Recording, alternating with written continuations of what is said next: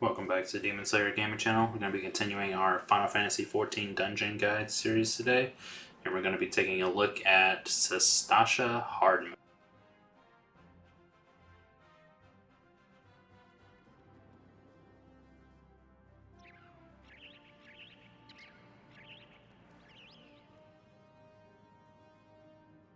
Starting off for the trash pools in here, there will be several AoEs like usual.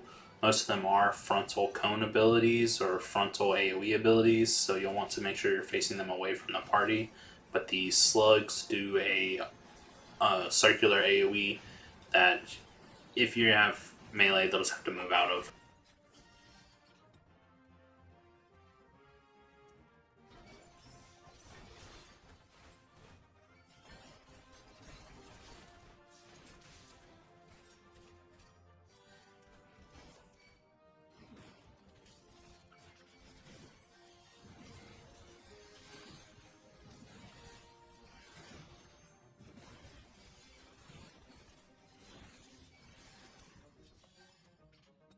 Once you get to the drainage pump, you'll activate it to drain the water out and give you access to the first boss.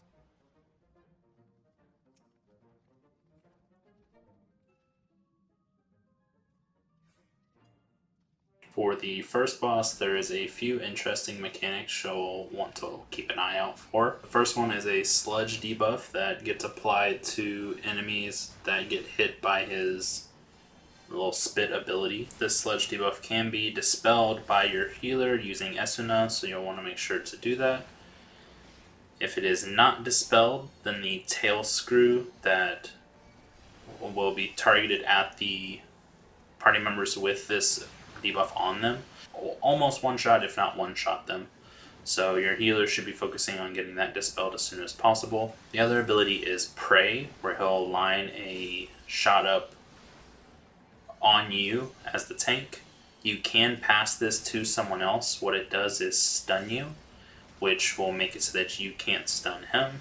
It is possible to stun him while he is doing the tail screw to interrupt it to make sure if your healer's not dispelling the debuff. So once you have the line targeting you, you can move in front of someone else, preferably not the healer, and it'll pass to them and it'll stun them instead, allowing you the capability to stun him right afterwards when he starts casting tail screw.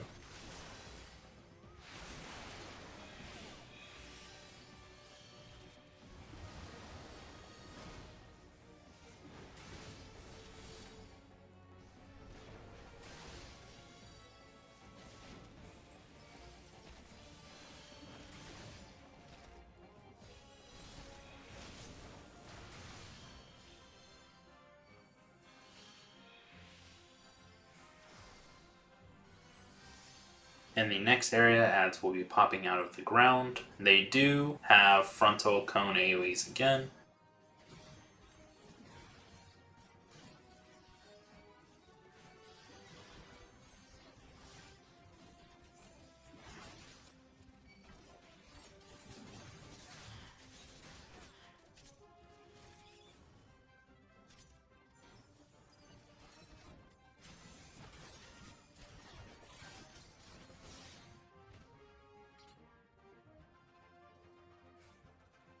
Once you reach the mermaids here, the brine spheres that are walking in towards the center of the room will explode if they touch or anyone other than the drowned winch, or if they are hit by anything.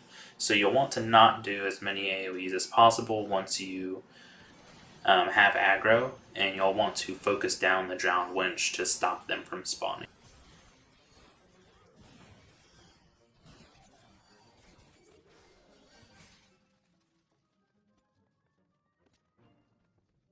Once you make it through the set of double doors to the second boss, Captain Madison, he will be there with several ads.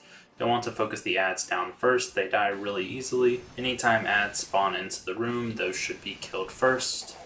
When he charges a party member and slashes at them to push them back, it'll put a retinal on them, and he will continue to focus fire on that party member until he receives a certain amount of damage. So whenever he charges someone and starts shooting them, you'll want to unload as much damage as possible on him.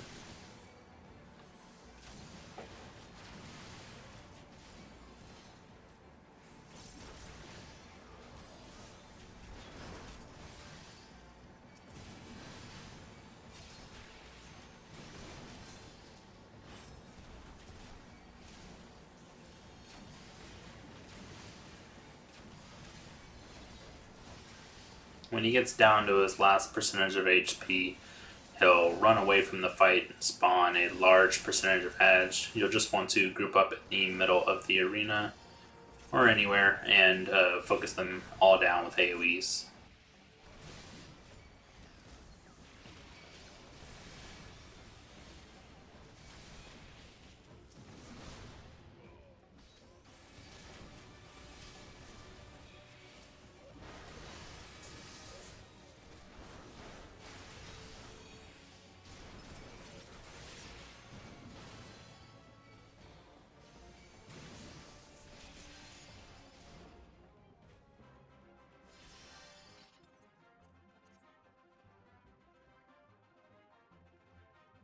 The ads moving to the third boss are quite simple, just several minor AoEs to avoid. A couple range units you'll want to make sure that you're getting aggro on.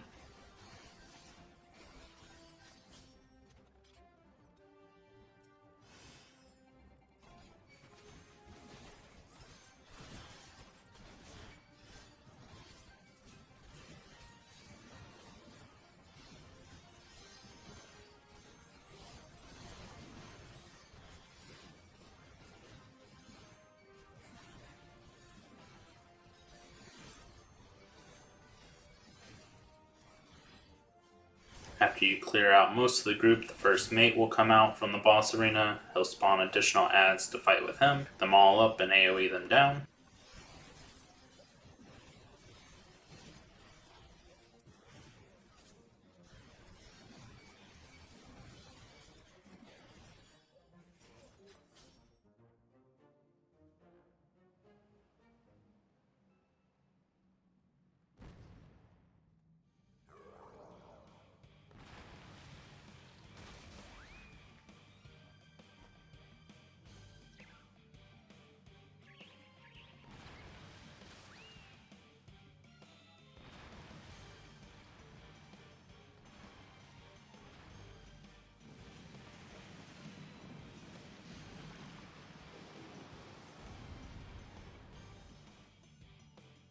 And this will start the final boss fight with the Kraken.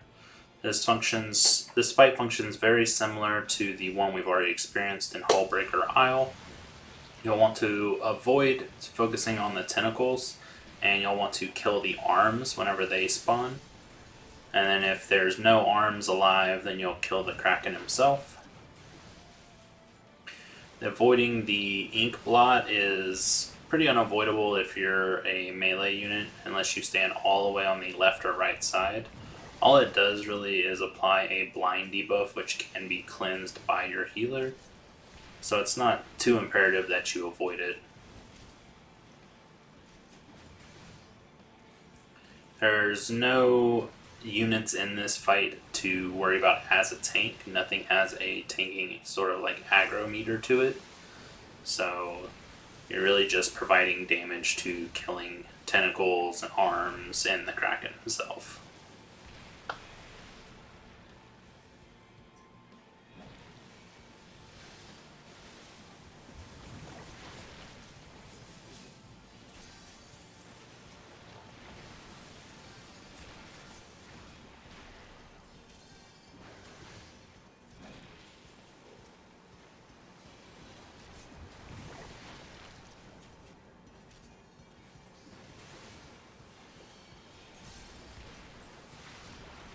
There will be times during the fight that he'll try to focus you down with all of his arms. He'll spring an arm out of every single hole and then just start peppering the team with AoEs.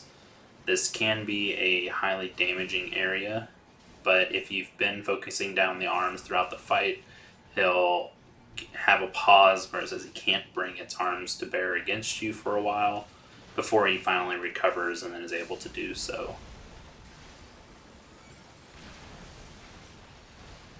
During this phase, you'll want to kill the arms as fast as possible while just avoiding damage. And that should be it for Sastasha hard mode. Thank y'all for watching, and I hope it helped a few of you out. If it did, please make sure to like the video and subscribe to the channel, and I will catch y'all on the next one.